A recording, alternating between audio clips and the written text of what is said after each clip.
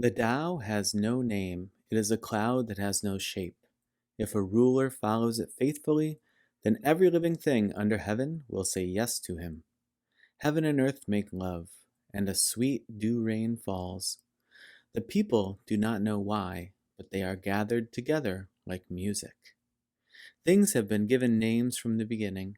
We need to know when we have enough names. This is wisdom. At the beginning of time, the sage gave names to everything, seen and unseen.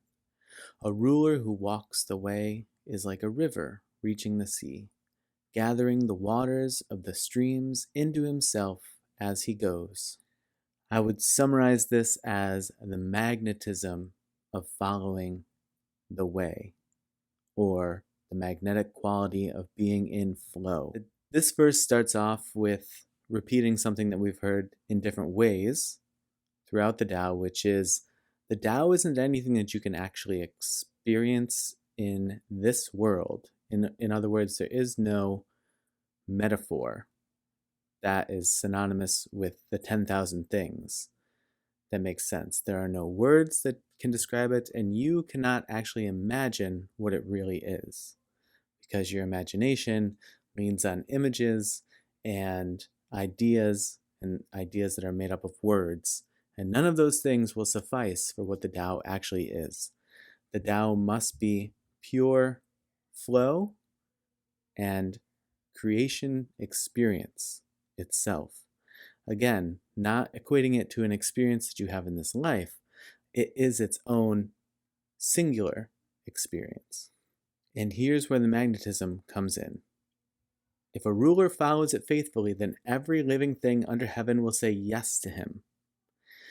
There is a drawing together of everything, like everything is manifesting and accumulating here on the earth. Everything is as though it is drawn to earth. And what does it say of earth here? Heaven and earth make love, and a sweet dew rain falls. The force of creation is the Tao, and the Tao is magnetic when you find yourself in it.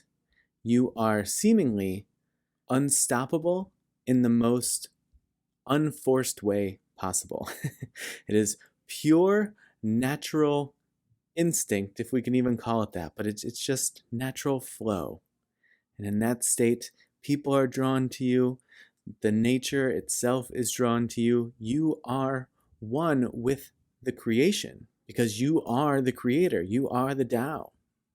And when you come to realize that and you find that you are flowing with it, then all of these things happen. We talk a lot about water. We talk a lot about raindrops in the ocean and things like that to try to make sense of giving you something close to what we can describe as the Tao.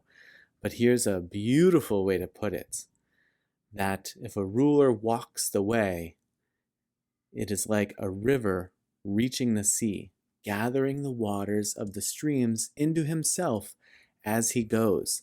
Think about all of those larger bodies of water that are heading to the ocean. And what do they do along the way?